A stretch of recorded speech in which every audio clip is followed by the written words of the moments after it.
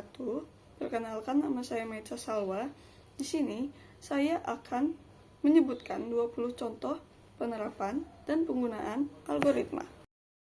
Contoh yang pertama yaitu algoritma K-nearest neighbors atau KNN untuk klasifikasi. Penerapannya yang pertama ada pengenalan wajah. Dalam pengenalan wajah, KNN digunakan untuk mengklasifikasikan gambar berdasarkan kedekatannya dengan gambar yang ada dalam basis data pelatihan. Yang kedua, ada diagnosis medis. Dalam aplikasi medis, KNN digunakan untuk mengklasifikasikan pasien berdasarkan gejala atau data medis yang diamati dan dibandingkan dengan data pasien sebelumnya. Contoh yang kedua, ada algoritma expectation maximization atau IM untuk estimasi parameter dalam mixture model. Penerapan yang pertama yaitu ada segmentasi citra. Dalam pengolahan citra, IM digunakan untuk segmentasi citra berdasarkan model probabilistik untuk mengidentifikasi objek dalam gambar yang memiliki varian intensitas. Yang kedua, ada analisis data genetika. Dalam genetika, IM digunakan untuk mengestimasi distribusi parameter dalam model campuran untuk memodelkan ekspresi genetik berdasarkan data eksperimen. Contoh yang ketiga, ada algoritma merge sort untuk pengurutan data. Yang pertama, penerapannya yaitu pengolahan data besar. Merge sort digunakan dalam pengurutan data besar pada sistem basis data, seperti saat mengurutkan catatan transaksi atau data pengguna. Yang kedua, ada sistem file. Dalam pengolahan file besar seperti penggabungan file terurut di sistem file, merge sort dapat digunakan untuk memastikan efisiensi dalam pengurutan. Kemudian ada contoh keempat yaitu algoritma Dijkstra untuk jalur terpendek. Penerapannya yang pertama yaitu sistem navigasi. Digunakan dalam aplikasi GPS untuk menemukan jalur tercepat berdasarkan bobot waktu atau jarak. Yang kedua ada jaringan komunikasi. Memastikan transmisi data melalui jalur yang paling efisien dalam jaringan komputer. Contoh yang kelima ada algoritma divide and conquer untuk pencarian elemen terbesar kedua. Penerapannya yang pertama ada analisis data digunakan dalam pemrosesan data besar untuk menemukan nilai ekstrim seperti di pasar keuangan untuk memantau pergerakan harga tertinggi dan kedua tertinggi. Yang kedua ada pemrosesan citra, mendeteksi intensitas warna tertinggi kedua dalam sebuah gambar untuk analisis citra.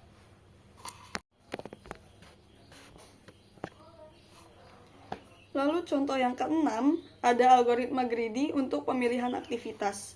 Penerapannya yang pertama ada manajemen jadwal digunakan dalam aplikasi penjadwalan seperti pengalokasian ruang kelas atau jadwal dokter.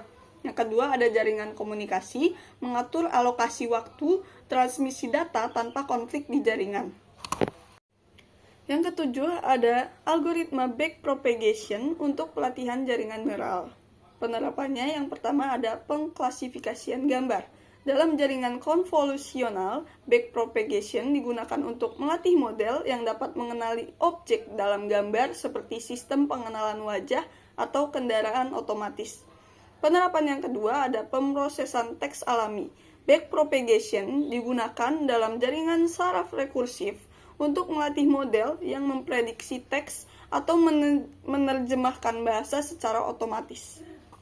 Contoh yang ke-8, ada algoritma stochastic gradient descent untuk optimasi model. Penerapannya yang pertama ada rekomendasi produk. Digunakan untuk melatih sistem rekomendasi seperti yang digunakan oleh platform streaming atau e-commerce untuk memberikan rekomendasi berdasarkan preferensi si pengguna. Yang kedua ada pemodelan peramalan. SGD digunakan untuk melatih model deep learning dalam memprediksi nilai masa depan seperti peramalan harga saham atau permintaan energi.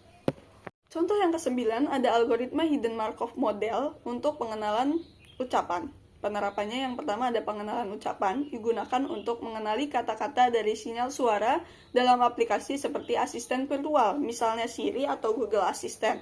Yang kedua ada tagging bagian kalimat atau part of speech tagging. HMM digunakan untuk menentukan label tata bahasa dari setiap kata dalam kalimat.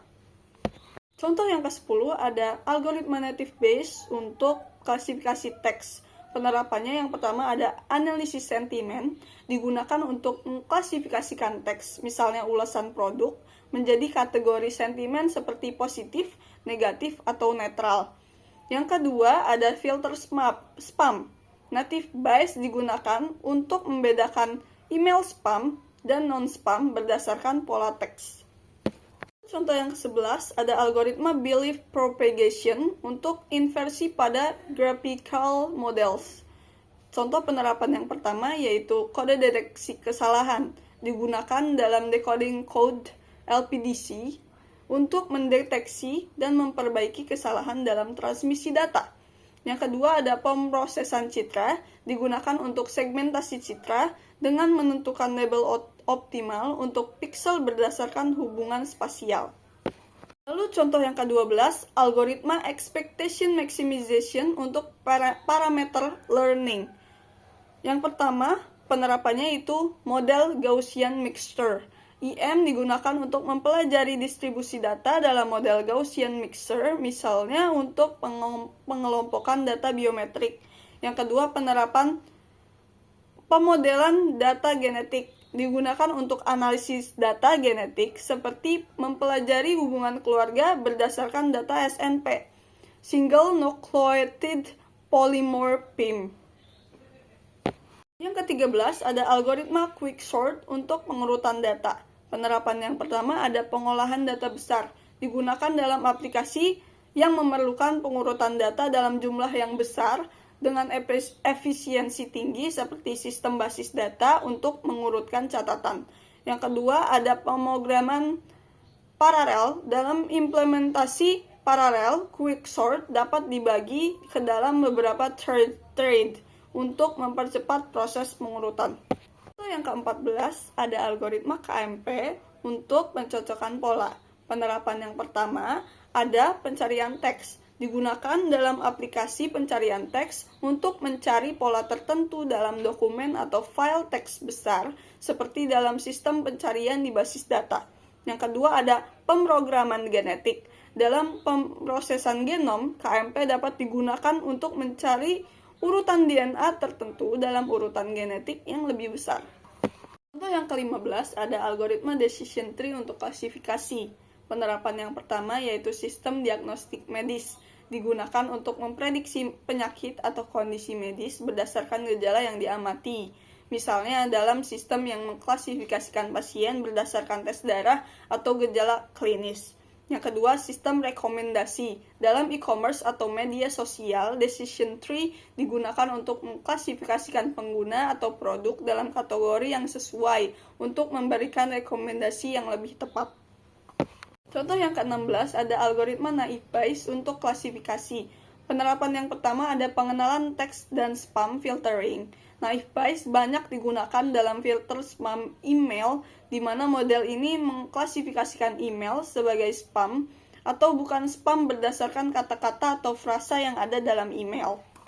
Yang kedua ada analisis sentimen. Digunakan dalam analisis sentimen untuk mengklasifikasikan teks, misalnya tweet atau ulasan produk, ke dalam kategori positif atau negatif berdasarkan kata-kata yang digunakan. Contoh yang ke-17 ada algoritma ASTAR untuk pencarian jalur terpendek.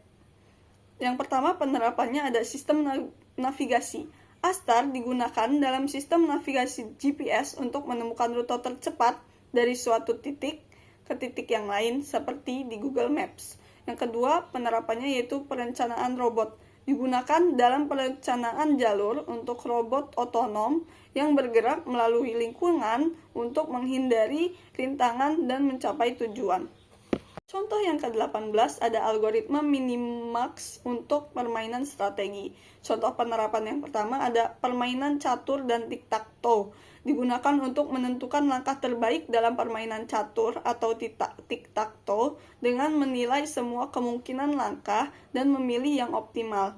Yang kedua ada perencanaan strategi dalam AI. Dalam game komputer atau simulasi, Minimax digunakan untuk membuat keputusan strategis yang optimal di bawah kondisi kompetitif. Ada contoh yang ke-19 yaitu algoritma Dijkstra untuk pencarian jalur terpendek. Penerapan yang pertama ada sistem navigasi. Dijkstra digunakan dalam aplikasi seperti GPS untuk menemukan rute terpendek antara dua titik di peta. Yang kedua penerapannya yaitu jaringan komputer. Dalam perencanaan rute jaringan, misalnya routing dalam jaringan komputer, Dijkstra digunakan untuk menemukan jalur tercepat dan paling efisien antar perangkat di jaringan. Yang terakhir ada algoritma merge sort untuk pengurutan data. Penerapannya yang pertama ada pengolahan data besar. Merge sort digunakan dalam aplikasi yang memerlukan pengurutan data besar seperti dalam pengurutan daftar transaksi finansial atau catatan pengguna dalam sistem basis data. Yang kedua ada sistem file dan basis data. Digunakan untuk pengurutan file besar dalam sistem file untuk mengurutkan catatan dalam basis data dengan memanfaatkan algoritma penggabungan secara efisien. Sekian 20 contoh penerapan atau penggunaan algoritma yang saya paparkan. Kurang lebihnya mohon maaf. Wassalamualaikum warahmatullahi wabarakatuh.